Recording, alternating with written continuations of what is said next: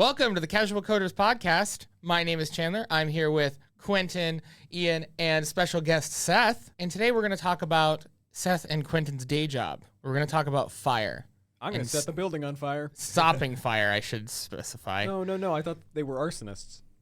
A little bit of both. Yeah. Oh, okay. Yeah. You got to test the You fire have to start system. the fire to put it out. Right. I mean, it's job security at that point. Yeah, right. Exactly. Let's There be you go. extra specific. You guys are not firefighters. You guys specialize in fire suppression systems. And apparently, we actually had a few viewers say that was the most interesting thing was hearing Quentin talk about that because they didn't understand how it worked.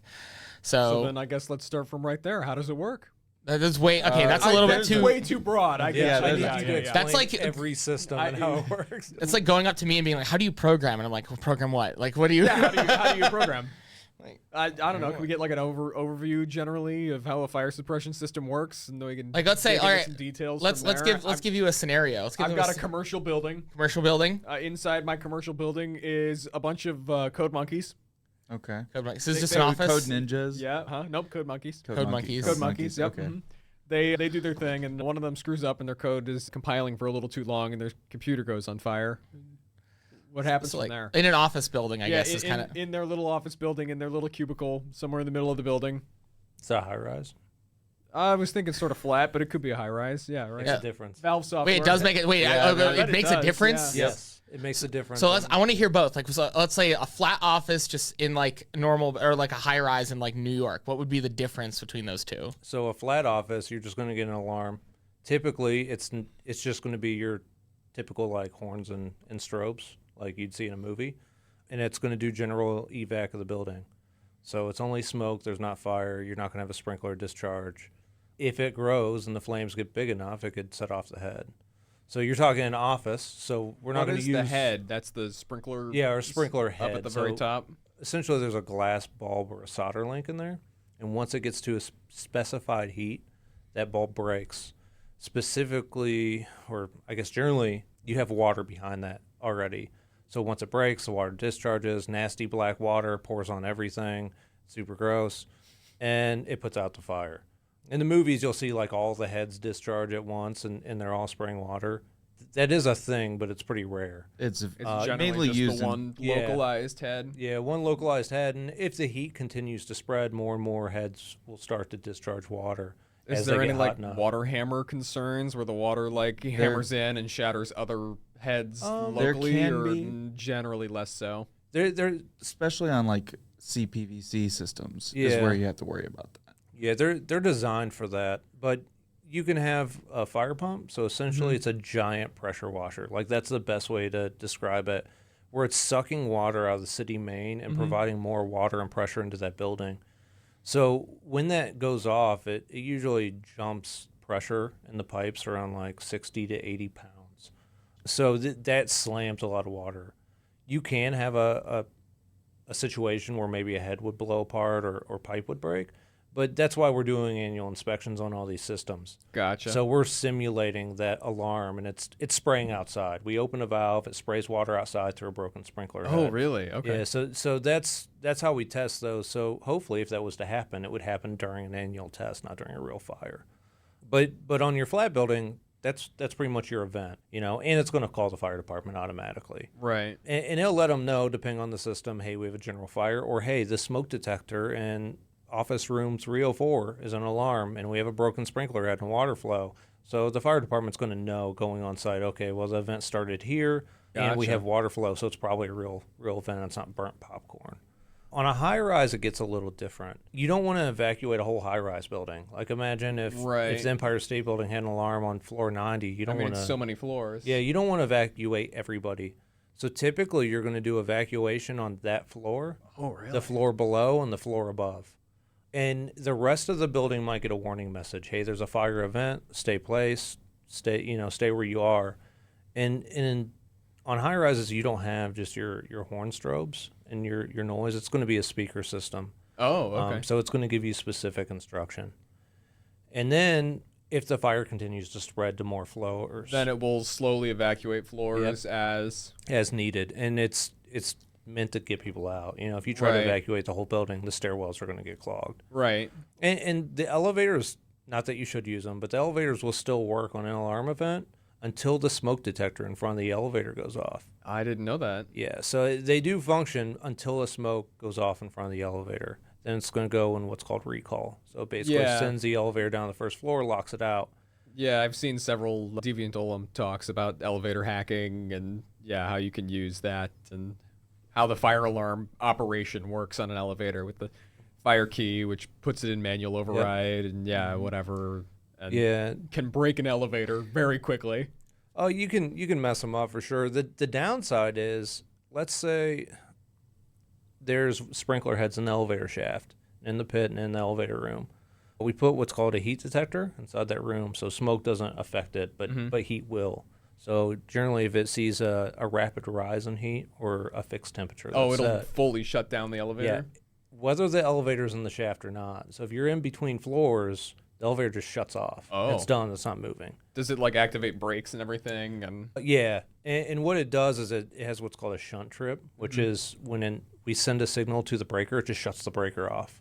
So you're literally just killing power to the elevator. Gotcha. But they do that for the hydraulic fluid. They don't want a fire in there to cause the elevator to just suddenly, start sliding down the shaft, or the pistons to leak out the fluid and cause a bigger fire, or a fire in the shaft. I'm assuming the hydraulic fluid is extremely flammable, probably. I would assume. I don't know. It's probably about it's diesel oil, fuel. right? Yeah, I mean, oil in your car. A hot enough temperature, it'll definitely go up. But I wouldn't say it's like gasoline.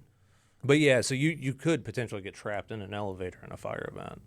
So that's why they tell you not to use it. It's one of the reasons. But there are situations like nursing homes that are multi-floors where the elevator is required for evacuation of patients and things of that sort. In a hospital probably is a good example.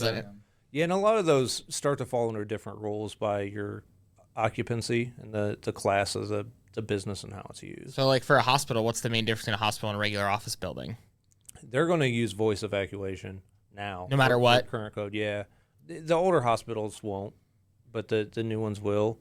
And it depends on, there's a lot of factors in it, but it depends on the patients, how many can self-evacuate, how many can't, and what the institute of the hospital is. Like if it's a mental institution hospital, the rules are a little different than if it's like a patient hospital. Like a general hospital. But for the most part, a lot of it's going to sound the same. Some of the voice evacuation might change, and the way they evacuate and the way the elevators might be set up are going to be a little different. But a lot of that holds a lot of the same rules, but there's some slight differences between classification of occupancy and use. Interesting. Sometimes they also have, like with the mental wards, mental asylums, I'm not entirely sure the proper term for that anymore. They don't want everybody to evacuate. Well, they do, but like during annual testing, you got to lock it out because they'll just unlock all the doors. Yeah, prisons are the same way. So when you go in jails and prisons, they actually don't even have a disable for it. But like, let's say your building right now is secured. We're behind key card access. That'll all unlock when the fire alarm goes off. There's different buildings where I actually open the doors, so the fire alarm goes off and every door unlocks and opens to the building. Oh wow. Yeah, we can take control of quite a bit, and depending on the way the panel is programmed and what our needs are. Certain buildings, either you have to lock them out during testing, so that doesn't happen. Alzheimer's wings are a great example because they don't want old people just running away. And I get it, we've seen it happen. But mental institutions, stuff like that, where people are being held. But prisons and stuff, they actually lock down. So during a fire event, they lock everybody. They do the opposite. They lock everything out. Everything locks down. Have you ever inspected a prison? I have. Yeah, it's kind of a nightmare. Yeah. It's frustrating. It's just there's a lot of rules, obviously, when you go in a place like that. Right. And then a lot of our equipment's the same. You just have people yelling at you from cells because they have to get locked in while you're working in there. So it can be interesting for sure. One of our guys that used to work for us, Blake, he got catcalled the last time because they had him walk through the women's wing. He was getting catcalled the entire time. Oh my gosh. Yeah, the women's wing just got out on, I don't know, we can call it recess. I don't know what it's called, but and then I had to test it, so they all got locked back in their cells. So I got cussed out for 35 minutes straight. It can be interesting. I mean, that's the plus side of the field, though, is you see a little bit of everything. Like, for your first year, it's like you're in an episode of how it's made every day while you're going in different factories or different locations. And and stuff. You guys like do a that. lot of factories then too, a lot of manufacturing. Yeah, tons of manufacturing. So Some of our coolest systems are in manufacturing. So like I think, what about like a steel mill? Like what kind of their fire suppression would be different about like a steel mill or something like that around here in the Midwest? That's what you got. Yeah, there's a few differences. You don't have a lot of smoke detectors. They're pretty much non-existent. You'll have some manual pull boxes like pull stations. Is it mostly like heat detection or something? So There- that when it gets hot enough in a certain area, it triggers, or There is, but a lot of it relies on the sprinkler water flow. So, when those bulbs go off like we talked about, there's almost like a float, I guess would be the best way to describe it, but there's a flapper essentially inside a pipe. And when water is flowing, it moves that. There's a time delay on it just to prevent false alarms. But when that goes off, it sends a signal to the fire panel, and then it's going to alert them, hey, this is what's going on. You have a water flow, and they'll evacuate the building. Typically, you're going to do a full evac on a factory. We don't itemize it out by floors or by areas or office versus normal. Sometimes we even use systems called hyperspike, which are extremely loud speakers that'll just, even if it's auto manufacturing, it'll overwhelm everything. wow. But a lot of our detection is based on that. And then depending on what the manufacturing need is, like steel, every MC room for all the electric melters and all that stuff is going to be covered a lot of times by a clean agent system, much like what we would cover a server room with. And all they're going to do is they will relay back to the main panel, and then they'll also shut down all HVAC in the room. Same with server rooms. When we cover those, generally your HVAC is going to shut down with that alarm because we don't want the agent getting sucked out of the room. If it's a recirculation system, we have a lot more to play with. We can allow the agent to get recirced through the room, but if you're using outside air, it's a whole different ballgame. And then you're going to have kind of like what we've talked before, like pre-action systems, deluge systems on the equipment, or some of them will use what's called bulk CO2. So you basically have a semi-truck worth of liquid CO2 outside under refrigeration. And they'll use heat detectors for that on the machine. And it gives them a couple options. So if the alarm goes off, the CO2 dumps, usually like 3,000 pounds of liquid CO2 will release at a time. And that just sits on site Yeah. the whole time there? Whole time. It's under Wow. refrigeration on site. It's obviously expensive to Sounds maintain. expensive. Yeah. Well, yeah, for a giant factory like this, though, I'm sure it's worth it for the safety and not burning down a factory. Oh, Right, yeah. probably. Yeah, because those fires can get immense. A lot of times when they're rolling out steel, the lubrication they use is really similar to kerosene. So the oils in the machine are pretty flammable. They'll light. Yeah. Once it lights up, like it's very hard to It put goes. it back out. Oh wow. So the plus of that is on liquid, you have so much CO2 present that if that discharges and it doesn't put it out, there's a button, and you can just keep dumping more and more CO2. And if it won't put it out, it's at least displacing enough oxygen to hold the fire down until the fire department can get there. And typically what they'll use is a foam on it, and that'll put it out. We do have some foam systems, but it's a pretty heavy carcinogen, so it's kind of frowned upon unless you have to. And the EPA gets involved when that stuff dumps, and there's a lot of extra Regulation Yeah. and overhead, I imagine. But it has its uses. I mean, if you look at like the big tanks that hold gasoline and oil, they usually have like that dam of dirt around them. So if they leak, a lot of times if those leak and catch on fire, they'll put the foam and it floats on top of the oil or gas and just smothers it out. Interesting. So there's very specific uses where that's definitely worth a hazard. Aircraft hangars tend to use foam too, Yeah, they use a high expansion foam. just to snuff. Yeah, it because out. jet fuel, like, I bet you jet fuel is almost impossible to put out with water. Like, literally impossible to put out with water. Yeah, So it ruins the airplane though. So there's a downside to that. Kind of like the dry chemical extinguishers, foam is corrosive. So if you it'll dump corrode foam- right through the aircraft. Not quite that bad, but the whole thing has to be disassembled and cleaned and put back together. Like you might as well just trash it. At what point does it become reasonable to just let stuff burn? Is there a point where Fireworks. Yeah. So this is No fire suppression in the fireworks store. Yeah, Not there where is. there is. Right, because I Yeah. imagine like if it's a single aircraft in one hangar, and you mentioned that the foam like destroys it. If it's just one hangar with a single aircraft, is it even worth fire suppressing, or do you just let it go and say, "Hey, sorry, it burned down, but like So- we cannot protect this." International destroying everything Building in it. Code is what I does guess- all that. So yeah. there's some things like the building I was talking about where if there's a fire, it's a little more complicated. So basically, if there's 2 smoke detectors that go an alarm in a showroom in a fireworks store, generally it'll unlock all the doors. It'll drop fire doors between the showroom and the main storage, and there's a firewall between. Right. And then it turns fans on in the ceiling, and it sucks fresh air through there, which just feeds the fire, obviously, but it's for evacuation purposes. So, I mean, imagine all the smoke if that thing starts to shoot It's a bottle ton. rockets everywhere. It's more designed to get you out of the buildings than to save anything. I've even talked to fire departments on some of those. I'm like, are you guys even going to try to come in here? Like, you're not putting it out, you know? And a fireworks store could be dangerous. Explosions going off, gunpowder.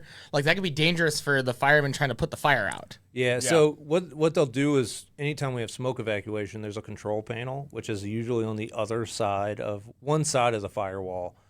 The side that's less likely to explode. So they can shut stuff back down if they want. But their only goal is to get people out safely. And then from there, they would probably shut the fans off, shut the doors, and just let it burn. And a lot of places are like that. You know, your sprinkler is really just so you can egress. The goal isn't to put out the fire. It does 90% of the time. But the goal is to make a get path people of out egress so safely. people can get out safely.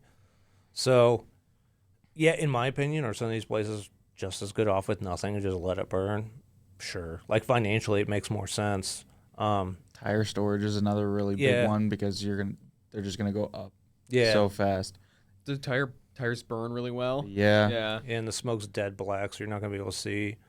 But And also extremely carcinogenic. Like, Yeah, it will kill you. Like, it's yeah, terrible. you may not survive getting out of that anyway. There's but- actually I've seen it at sprinkler. like ranges and stuff where they use shredded tire chips. It's like you cannot shoot like incendiary, anything like that will blow up the range and like burn out the backstop because There's- it's tire chunks and like rubber shredded.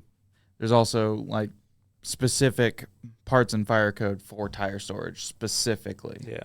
Same with high explosion hazard. There's areas that we service, you can even bring a phone in there.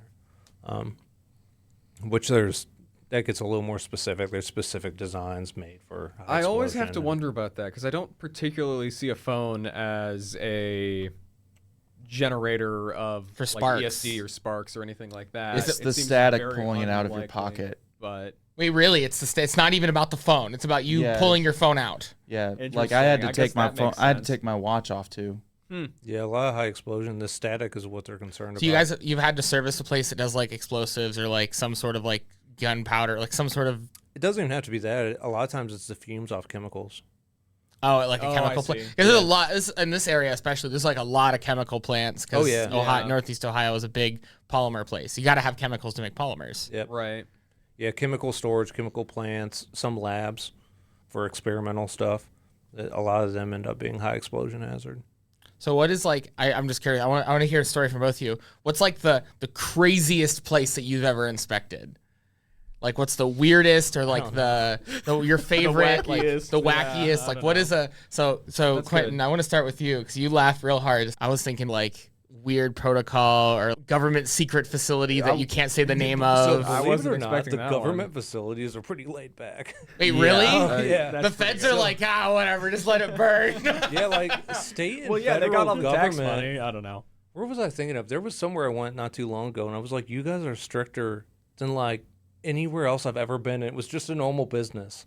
Like I've been in like evidence lockers and stuff. Nobody has ever been this bad. But yeah, a lot of the government stuff really isn't terrible. You have to have an escort, but it's not terrible. Yeah, the grossest are places like that. It's on the group homes. Cheap strip clubs with all the lights on are super gross. That's pretty funny. Yeah, they're Do you guys gross have to do a lot anyway. of strip clubs then? Like, do you actually We do? do 3 or 4. Yeah, there's only a handful of them. Yeah, but they are Not really a big thing in this area, but you know, for good reason. They're gross, and the cheap ones are even grosser. I would assume so. Yes, the cheaper the strip club, the grosser it is. Yeah, the ones that open at 9 a.m. on a Tuesday. 9 a.m. on a Tuesday? What the- Yeah, you're not winning any prizes in there. But I think the weirdest protocols are probably like jails and prisons. And some of the research facilities, like you can't bring a phone in, you can't, which is always weird, like only 10 hours without a phone. You know, Whoa, 'cause it'll you're take you guys like 10 hours to do the full inspections in yeah, these places? there's places that are multi-days. I mean, like you're in there for days. I've been on some college campuses for like a week and a half. You know, because you're hitting every device on the system. Yeah. So just Well, college going campus, through- that makes sense because there's like, especially like our university, buildings. there's so many buildings. Like Yeah. there's so many. So then could you give an overview of what does a general inspection look like? What is involved with that? You're going through and looking at individual sprinklers and testing panels and checking pull stations and making sure that stuff is electrically connected and sound and, you know, functional. Do you do like pressure testing or anything with like air in lines instead of water? I'm just trying to figure out what that looks like and if you can speak to that. Yeah, so yearly we're basically hitting every pull station, every smoke. There's smokes for ductwork called duct detectors, which essentially is sampling all the smoke coming through the cold air returns. You know, more people die from the smoke than the actual fire. Right. So in the event of a fire, we want to make sure the HVAC unit's shut down. So we're testing both the smoke in those ducts and the shutdowns to make sure everything does close down the way it should.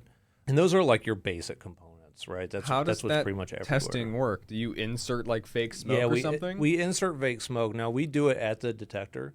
Same with every smoke detector. We use fake smoke. There are sites where I've had the fire department say, look, we're setting off smoke bombs on the building, and we want to make sure the HVAC unit's all shut down. For smoke control, we do the same thing. We set off smoke bombs and fill the room with smoke until... I bet those things are bloody expensive. And they put out a ton of smoke. Just Like, kind of it the doesn't stop. It sounds like a fun job. You not don't gonna just lie. take the military Throwing surplus. smoke, yeah. military surplus smoke bombs and just pull it, pin, let the spoon go, throw it in. Just That would be so much cooler than what we do. But yeah, I mean, so that's the goal, right? Hit every device. So for the sprinkler, we're really just flowing water, making sure the valves turn. There are systems that are pre-charged with air. So every 3 years, we're making sure that the air isn't dropping too like fast. the pressure. Yeah, in the... so we'll shut the compressor off and basically just make sure Oh, it's gotcha. pressure. And generally, we pressurize stuff with water. So we'll take water, we'll fill it up, and then we use what's called a hydro tester. It's kind of like a small. Oh, pressure does it like pump. compress the Yeah, it water in the compresses the tubes? water. So then what happens if a like sprinkler or a head breaks during that test? Does a bunch of water spew out of it? It or would. Does We- that just never yeah. kick in? It could. So we're generally not pressurizing the head part, Oh, okay, gotcha. but the pipe that blows apart could flood the building. Same thing every 3 years on a dry system, we flood it with water. So it hasn't had water in it for 3 years. Gotcha. And we're just hoping for the best. You know, but that's the idea. If it's going to blow apart, let it blow apart in a test than in a live fire event. And I've had people say that, like, we'll flow hydrants, and then the main starts leaking. They're like, well, you broke my main. Well, no, the test broke your main, like it should have. You know, like you want to make sure it's broke now, not when the building's on fire. Yeah, In the event of testing rather than in the event of emergency. we see that often in our neighborhood. Whenever they go around and do the yearly hydrant testing, there's usually a water main break that follows it. Several years in a row. I think it was like 3 years in a row. Same spots. Main broke here. Main broke here. Main broke Yeah, here. but you don't want the main to break whenever the fire department's trying to put out someone's house. Yeah. Like that's the It worst case usually- scenario. It usually follows the test. It's Yeah. several days later or once it's been closed. Yeah, it's interesting. Well, because those pipes rust, and it builds up, and the pipe slowly gets and thinner the valve, thicker if you and don't thinner. use the valves often, they degrade. Yeah. My dad works in pipe and waterworks. So I always love the really fun thing of, like, if you have to close the valve going to your house or have an issue there and you call out the city and you say, hey, water main is broken, they will take a guy out and he will close the valve. And if when they close the valve, the water stops flowing, it's your problem. Goodbye. Yeah. And if they close the valve and the water keeps flowing, then it's their problem and they have to fix it, which is such a strange dynamic to me of like, yeah, you're in the hole for 15 grand if that breaks on your property. So it's and it's weird because sorta they crazy, make you connect but- to it. That's what Yeah. drives me nuts. So where I lived before, we were on well water and septic. And they ended up not doing it, but they talked about bringing a main water line in and main sewer. You didn't have a choice. It was like $16,000, and you had to connect to it because it was provided. Yeah. Like, you know, like, but then I got to pay all this money, and it works fine now, you know, so. Yeah, I'm fine with well water. I lived with well water my whole life, and it's not a big deal to me. So I'd rather not have a main come in. I'd rather just, because I have a well and a septic now. So I don't care. I don't want a main to come in because I don't want to have to pay the probably 20, 30 grand to hook it up. Yeah. And you're not allowed to do it yourself, so. Oh, you have to have a contractor do it? Or you have to pay the city to do You it? have To to pay have a them- certified technician. They actually do the connection into the city. Yeah, especially that'd be a nightmare because my well is behind my house. Well, they bring new lines in, so it Okay. doesn't matter where you were coming from before. They're coming in where they're coming in. So it would just be putting a new hole in my basement. Yeah. Yeah. Yeah. Yeah. So, Seth, you didn't say, he said his craziest story. Did you have a crazy story that's, I mean, maybe not same along those lines, a different crazy story, maybe less depressing? Yeah, right, exactly. Something, yeah, a little more safe. I don't know. I had a site where we had to do duct detectors all day, like on the roof. That kind of sucked in the wintertime.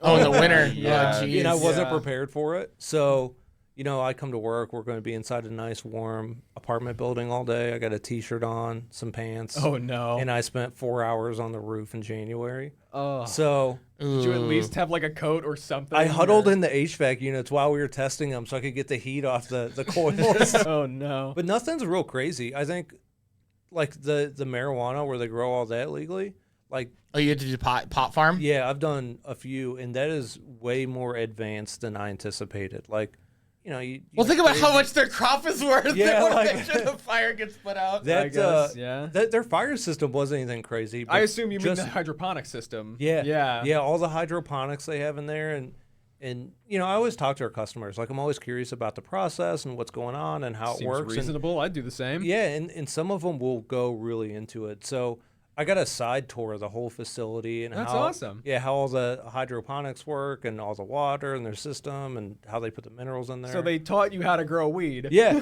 like any plant, because we were talking about it. Like, we have house plants, nothing crazy, definitely not marijuana, but but FBI, open up. But like a lot of that applies to multiple things. So that's one thing I take from this job or anywhere. Like, what I can learn somewhere else, maybe I can apply to something in my own You life. can grow tomatoes with hydroponics. Come on, man. Yeah, I know, I but thought about printing a hydroponics tower. That just seems for like a different genius And just stuff. like Yeah, printing vegetables. Yeah. I don't know Like, what are growing the efficiency vegetables? gains from the hydroponics. Does it make it like significantly? Yeah. I imagine We at can do it all scale year it's round. significant, but- Well, it's easier to get Yeah. nutrients in. Like, you can affect oh, I change guess yeah. much You just put easier. them in the water and it distributes it. Yeah, so you're not worrying about dirt at all because they're just in nets and plastic Oh, they're trays. in nets. Yeah. Oh, cool. Okay. So and it's neat, and plus, like, you're not going to see that much weed anywhere, right? Like, they're just pushing around racks full of weed, like hundreds of pounds of it. That's cool, I guess. It's like even the drug lords don't have that much just slaying around. Yeah. You're 10 minutes into Colombia there, and but that and where they make ball bearings. Same thing, like one of those maintenance guys. It was like, so how's all this work? So he went through the whole process. It was like a 2-hour tour. I actually was supposed to leave in 20 minutes. I wasn't prepared for all that. But, I mean, all the way down to how they break the carbon out of the natural gas and how those systems work. oh my Like, God. Yeah, you can get in some, like, really neat, cool information. Another one that now that you're bringing it up, that I actually just remembered that I got a full tour of was the place that makes boogie boards. Yeah, the foam board. No. The notebook company. The right? notebook. There's it's an electronic notebook the company. Electronic notebook tablet things that you draw on with the pen, and they like sort of, I don't know, it's like that green glowy color. Yeah, They're they had local, right? Yeah, they're local. They had the first one that they ever made on display on the inside. The battery's dead, so it doesn't work anymore. But they I'm keep sure it on they could display. restore it if they oh, wanted to. yeah, they keep it on display as sort of like a historical piece. But it's pretty cool because part of the sprinkler inspection is you're supposed to inspect every single head that you're able to, Right. just to make sure that They there's have no one little corrosion. tiny head right inside of there to like sprinkle their boogie board just in case. No. So most of the times you have to go into their labs or Oh, like R&D areas. Yeah. And, Yeah, no door is locked to us. Like, when we're doing an inspection, like, we have to see everything. And it is what it is. Yeah. Any classified government facilities that you've had gotten to access to, like extra classified? Yeah, I have, and it wasn't cool, and I was super disappointed. It's like, oh man, what are the feds hiding? Paperwork. that tracks. Aw. Yeah, you go in there, and there's, like, walls, and it's thumbprint clearance with a code and all this stuff, and you walk in, and you're like, It's just this a bunch is of the locked same filing exact cabinets. thing that was outside the wall. Like, it's not cool at all. Yeah. or it's very similar to like a police station, except it's more secure because it's on a federal scale. Yeah. Yeah.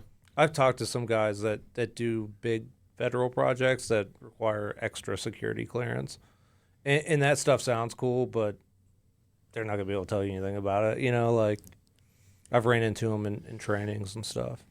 So like there is super cool stuff out there that's extra secured, like when it comes to weapons and some of our military equipment that's covered with these systems. But you pretty much work for the government if you're doing that, or your special. Oh, they have specifically, yeah. like with your clearances. And, to get those clearances is a lot of work. So I'm assuming, do they get paid, at least get paid more to get all those clearances? Not really. Oh, wow. No? It's not that much more. I would have expected so, but I got guess offered not. a job to do it, and you had to move and stuff, and it wasn't much more money for all the effort and all the. You got to do this. You got to get $20,000 worth of certifications, and we'll give you a $5,000 raise. Yeah, pretty much. Yeah. Like I don't see the value in it All unless the you want to hoops do cool gotta jump stuff. through. Yeah.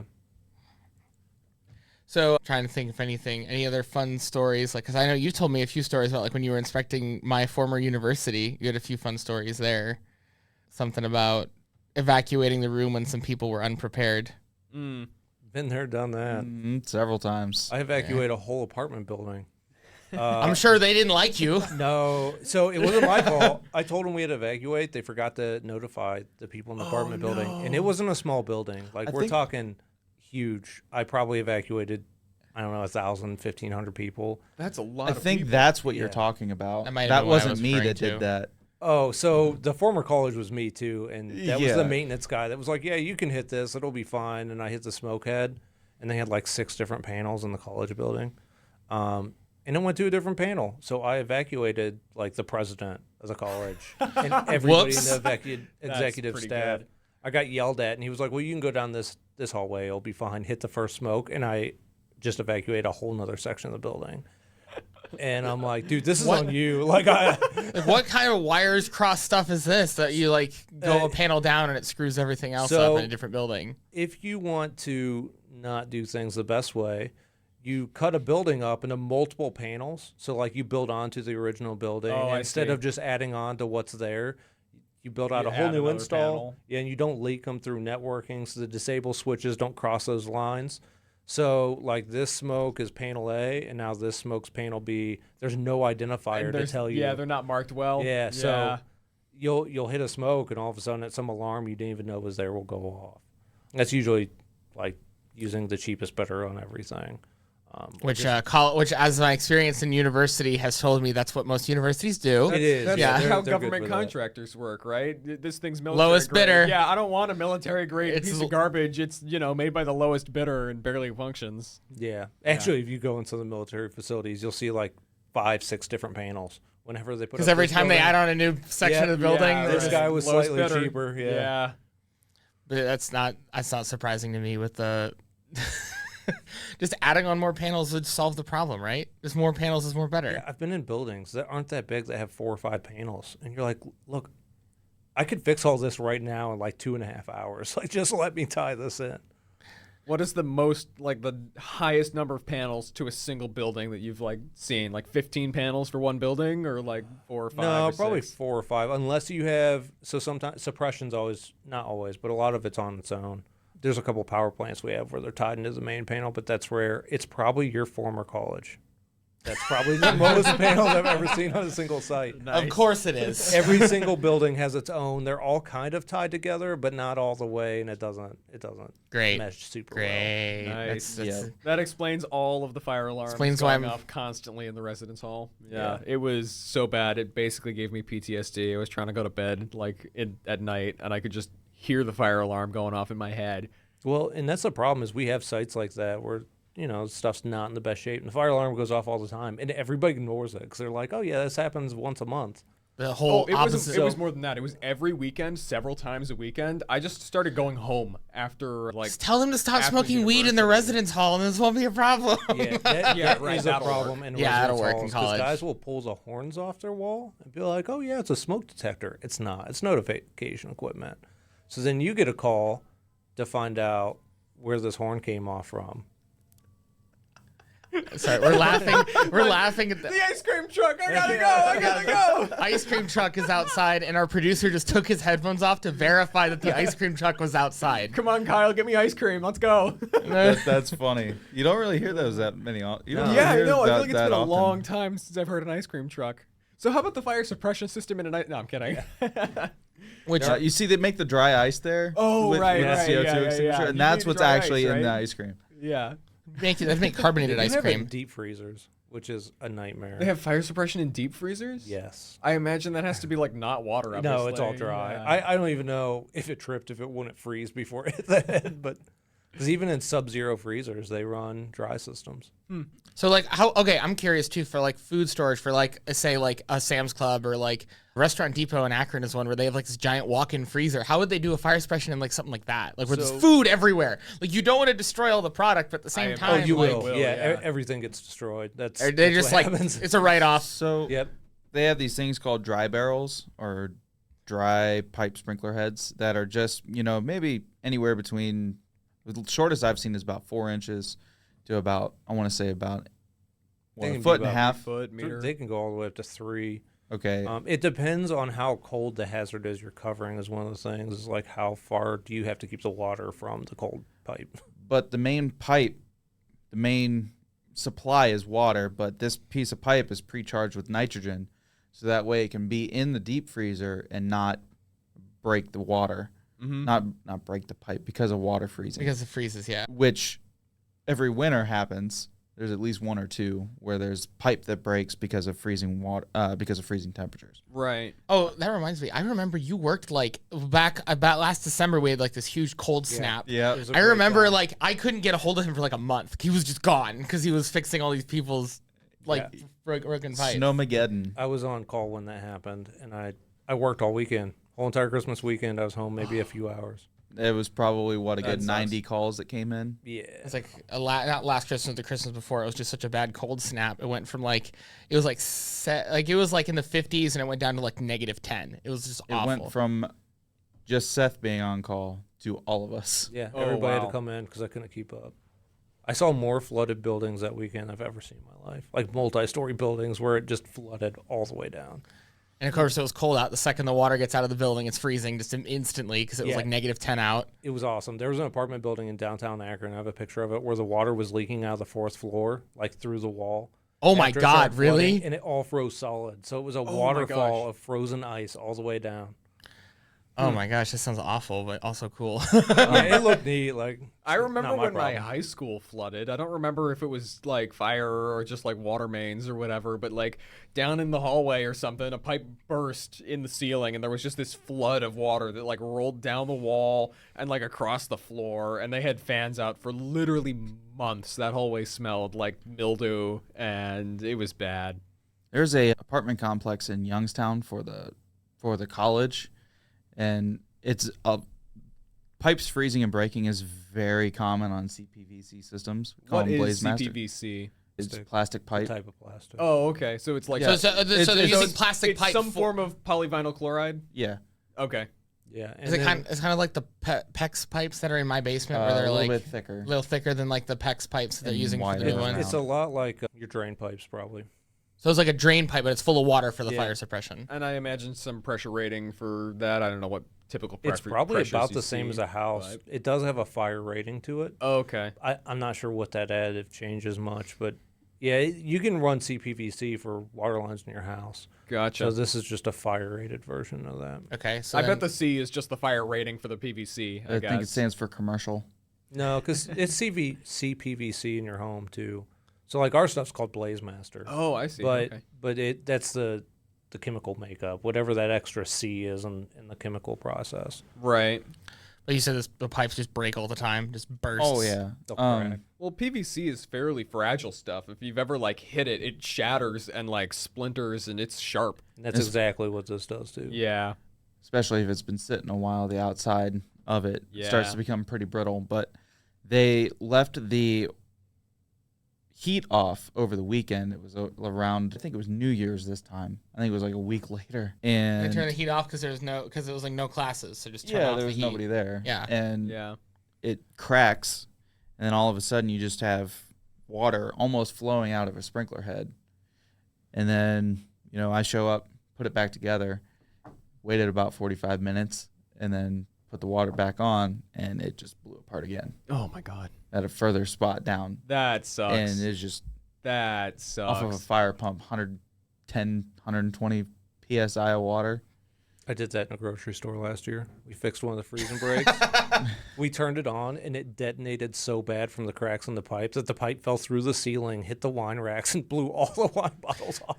Oh my God! Just destroyed hundreds of dollars in wine too while you're at it. Wow. Water's a crazy thing, man. Yeah, water is terrifying. Well, like even ice, like the destructive force of ice is. I don't know. Have I ever told the story of why I needed stitches in Aruba? No. You've never told the story. All right, let's go for it. So when I was, 16, we went to Aruba, or was it 18? I think it was 16. Is this relevant? It doesn't matter anyway. I went to Aruba when I was like 18 years old with my family for a scuba diving trip. Certified divers, the whole family, all of that. And we went to a place off the shore or on the shore called the Natural Pools. It's sort of in the middle of nowhere. We pulled down a long winding like gravel road with our little tiny rental car, which we absolutely should not have been taking there, but we made it in and out barely. And we had to walk all the way to this pool, which is off the coast of Pacific Ocean. I don't know, very big waves and like large water splashing against these big sharp rocks, and there's like a wall of rocks facing the ocean, and then behind that wall of rocks is this little like pool where a bunch of people can swim in. So we walk out there probably a half hour in the desert basically, because it's Aruba, tropical island, there's sand, and like we're walking over sand dunes to get there basically. Get there, there's a few tour buses, I think, with a bunch of people, like big like safari trucks almost, 2 of them.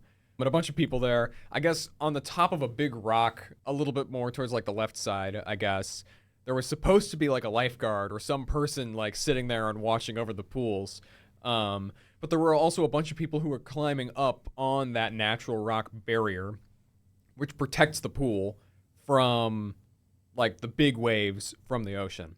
So I went out and I joined all the other people who were up there standing up in the rocks, and this huge wave starts coming and hits the rocks, flies up, and I am immediately tumbling like across the rocks. There's like almost like a river of water or like a little stream going through the like top of the mountain, kind of where the water's going. And I get tumbled like head over heels, slam into my brother, who I then wrap my arms around and like try to pull to the surface, which clearly didn't help, but whatever.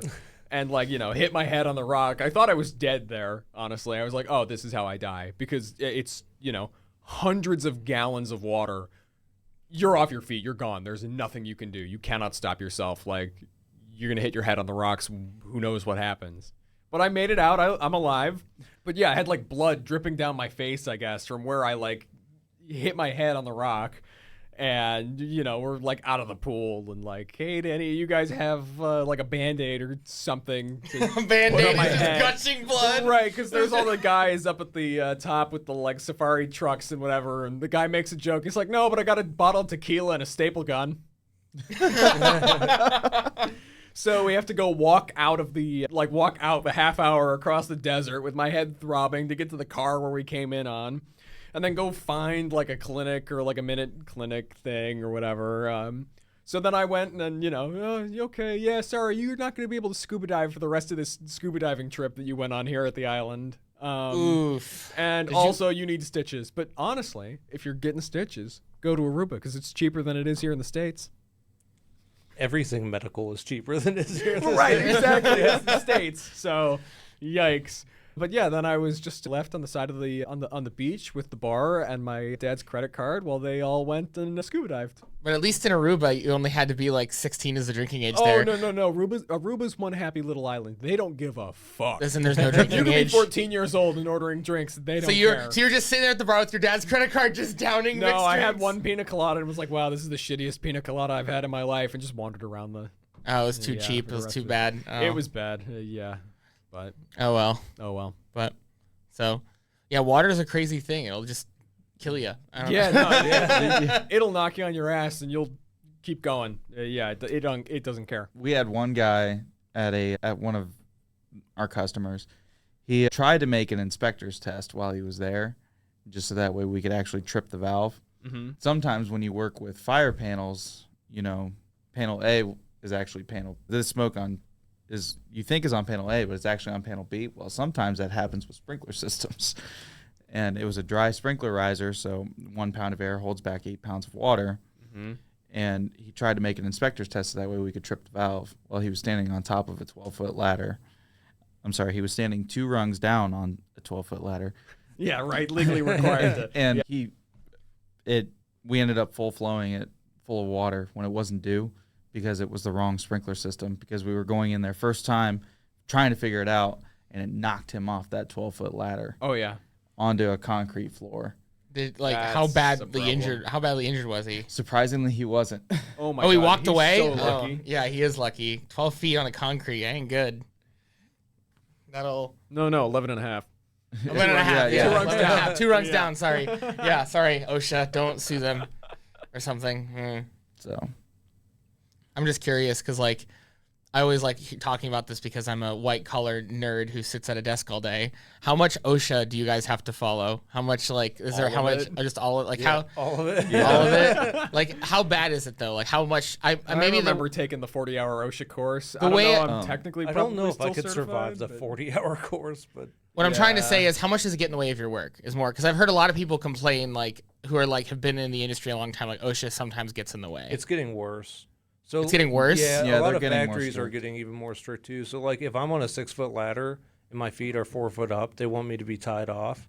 Well, like if we're working all day going up and down the ladder, you're constantly clipped, unclipped, clipped, unclipped. And if you're in like an MC room, it's all electrical conduit above you. Like there's nothing to attach to. So depending on where you're at and how strict they're enforcing it, it can be a total nightmare. Yeah, like at work, I don't think I'm allowed to use a step ladder. I don't have ladder training, so. And a lot of times, stuff like that, like it's just it's so dumb. It's silly. Yeah, and a lot of times, if you're tied off on a 6-foot ladder, you're going to be hitting the ground before that lander catches you. Right, absolutely. Yeah, some of it can get a little silly. Some of it's great, right? Like we don't want kids in coal mines anymore, but so some of the stuff for safety can get a little out of control.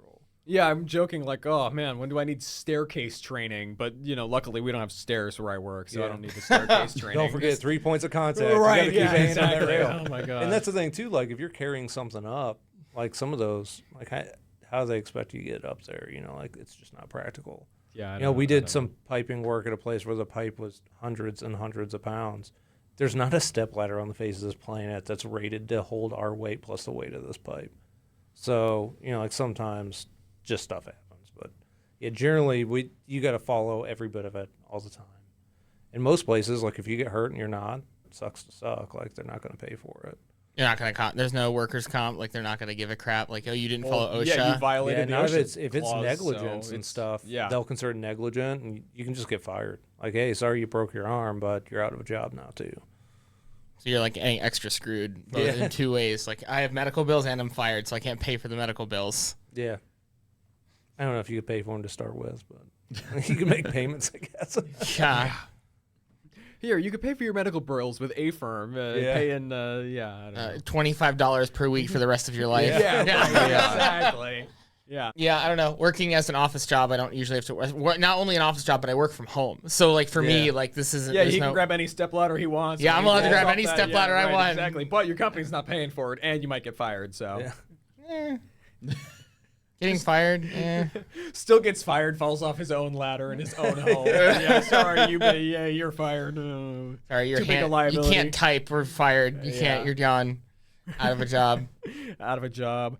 I got this voice keyboard. I can speak into my computer. You got to speak Type code. Def, whatever. I didn't even think of it. Yeah, have to speak the code. Define num LEDs. No. Make that all capital. Add an underscore between num and LEDs. Yeah, okay, that's good. Place a semicolon at the end of the line. No, I said the end of the line. No, don't type that. I said put a semicolon at the end of the line. God, you stupid AI. You're so shit. Writes it into the code as a comment. I guess I brought it up like briefly at the last one. Fire trace. Is a cool way of suppressing. It's basically is this fighting fire with fire? Yeah. This would actually be what you would use for like a laser project. If you wanted to cover a laser or your 3D printers and not have it be dry chemical. It can work on dry chem, but something that won't fry all your electronics. It's just a tube that has, so there's two versions of it. One, the tube is in there, it's precharged with nitrogen, and when it melts, it takes the pressure off the top of the bottle, allows the agent to release, and it'll go through a nozzle and just cover the whole enclosure.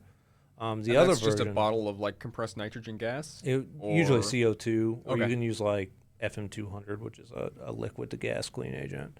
The other version is the tube is actually holding the suppressant in. So when that part of the tube melts, wherever that fire was that melted it, it just shoots the suppressant right out of that. So I haven't seen it yet, but I think X-Tool's version of their fire coverage for their laser that they came out with, that's basically what it is fire trace.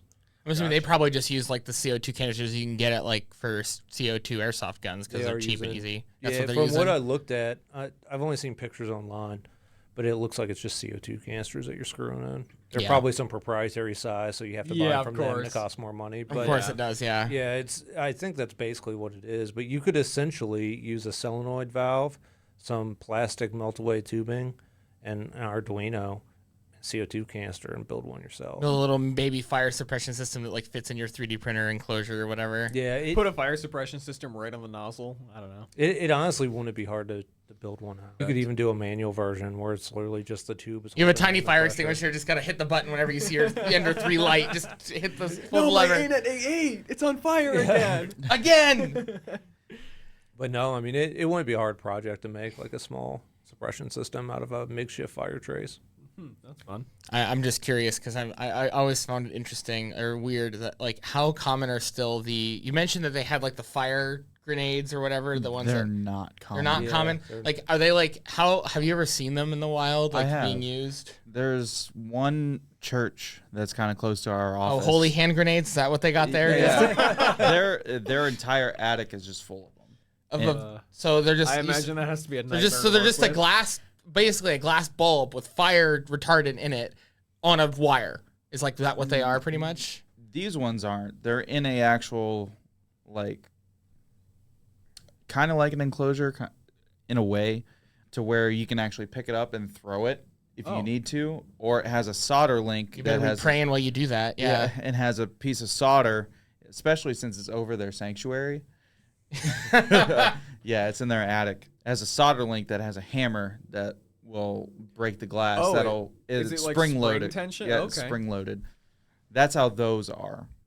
There's a ton of different ones that are literally a glass sphere. Yeah. That's literally like a grenade that you're meant to throw. They still make dry chem ones. Oh, they do? Yeah, you can buy them now where it's dry powder and it actually has a fuse and a small explosive charge in it. You throw it Oh, in you the fire. light the fuse? Yeah. And you throw You throw it in the fire, it'll light the fuse and blow out the dry chem everywhere. That's such a weird way to fight fire with like It's explosives. It's like a dumpster fire situation. Like you just toss it in the dumpster. That's pretty good. That's a good way I to. mean, some of the clean agent systems, that's what they use is an explosive charge to set the canister off. Really? So instead of using electronic solenoid, and the electronic comes down, it fires a squib off that actually blows the seal in the bottle. I mean, if it works, it works. I mean, Yeah. like, Yeah. there's those I nail. avoid those like the yeah, plague. yeah, they're a night they're because like- you know any sort of static charge is you can run the risk of setting it off. Right. And I'm assuming that they're like impossible to test with or whatever. Probably. A You lot. can't test the squib. Like, You can't test it. yeah, Period. you have to disconnect the wiring to it. You have while to you're pray. testing, yeah. And just- or there's disconnect switches on the panel that'll disable that. 'Cause when I- And then you gotta hope you got the right one. Yeah. Yeah. Like, you got to trust the circuit board still works. yeah, because I was thinking like they got the nail guns that use 22 blanks Yeah. to fire the nail. That's what it reminded me of, like the nail guns. It's a good Yeah, comparison. ram sets. Yeah, the ram Yeah. sets, which you want a gun that does construction. Yeah. Yeah. How do you drive a nail into solid concrete? A gun. Yeah. A gun, yeah. I saw they built there's two of them you can buy and they're just trigger activated. You just put a nail in one end, you just stick it in there, and you pull the trigger, and I'm like, that seems wrong. Like you're just running a gun into concrete.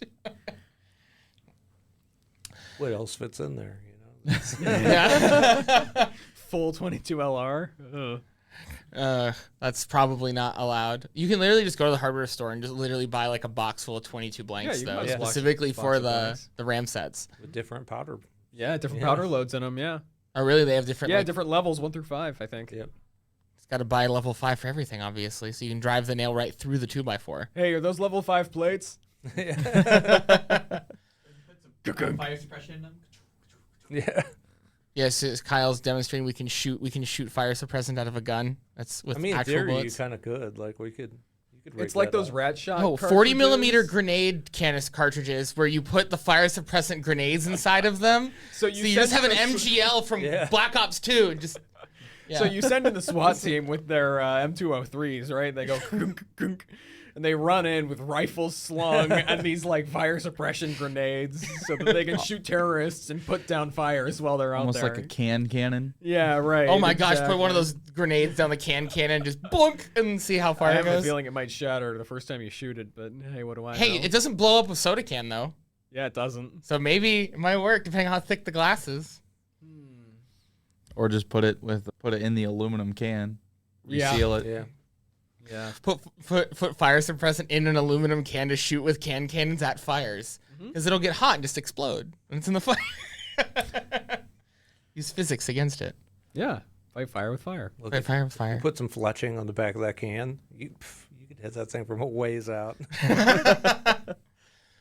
How terrifying would that be? You're like in your home and a bunch of firefighters equipped with like Can rifles cannons. and Yeah. cannons. Yeah, it's like, oh no, is this like trauma team? This is Militarized redneck firefighters. healthcare? Let's go. Yeah. Militarized private firefighting. I mean, that's how Jesus. this is a How it fun. started. Yeah, that's how it started. It was originally whenever you bought insurance on your house, the insurance companies who ran the fire department. So Yeah, you had like, to like pay for the myth, I'm pretty sure, or whatever, but you had to have the fire stamp on the building or whatever that No, like you- indicates. I don't They- think they that's a make myth. metal plaque for that. Yeah, it was a metal plaque for whatever like fire company was there, and whenever the building broke out, all the fire companies would run around, and if your building had their plate on it, they'd put out your fire. But if it had a different company's plate on it, they wouldn't put out your fire. Yeah, that's how the special threads started on hydrants too. So fire hydrants have different threads depending on where they are, and a lot of that started because the private fire departments paid for the hydrant, and they didn't want anybody to be able to connect to them. Oh. So they had their own specific threads made for their hydrant. And now they're standardized with the three different. or does, the or most does part- every They fire should department be. have to They have like should be, 10 but they're not. adapters? To Yeah, like, so like if you go in Akron, they have Oh, their own no. thread. If you go in Youngstown, they have their own thread. Oh, my Cleveland God. has so the their own fire thread. departments have to be equipped with that thread and nothing Yeah, else. and then they usually all carry adapters. So like if you're near Akron, you'll have adapters on your fire truck to hook your hoses so to Akron's thread. stupid. It is because we have national standard. Like, but Here's your Apple fire hydrant. Oh yeah, no, sorry. You're gonna need a proprietary adapter if you want Yeah. to use that one. Yeah. I replaced an underground the other day, and just in this city, their undergrounds spin the opposite direction of everybody else in the country, but that's what they want. So to get their valve, it has to be specially ordered for that city. I'm This assuming is- it's ridiculously This expensive. is stupid. We live in the 21st century, and here we are infighting over like Fire hydrants. over Yeah. public Yeah. safety infrastructure. Over- so yeah. it costs even more than it has to. Yeah, a cap Yeah. for the hydrant in Youngstown is like $800. Jesus. One cap because it has to be specially made for their threads. Because it threads backwards. Well, the cool thing about some of the hydrants in Youngstown, like in order to distinguish private fire hydrants from like public, they painted theirs to look like penguins. Oh, because of the Youngstown State. Oh. University of Mount Union, theirs are all purple. Yeah, I know theirs are all Which purple. actually breaks fire code. Yeah, because because purple's supposed to be for potable water. That's good. That's good. Yeah, purple's supposed to be water you can drink. Yeah. I mean, you could drink a fire hydrant. Yeah, It's the same water that goes to your house. Like realistically, it's It the same is, underground. yeah. Then why does it matter that it's, I Just don't know. purge it Because it's first. gross, and we It's see the gross. water come out, and you know Yeah. how gross it is. Yeah. And chocolate milk. Yeah. Oh, God, don't say that. That's gross. It's not wrong though. Yeah, Yeah. it's pretty They're- nasty. It's like Yeah. it's like chocolate milk brown when it comes out. Mm. Oh yeah, and it like stains stuff if you like Yeah. get the water on there. And if 'cause you it's all have well rusty water, and, like most people don't notice it, but when I flow them, I can smell the chlorine in the water. Oh, really? Because I I'm can. Yeah, I'm not used to it.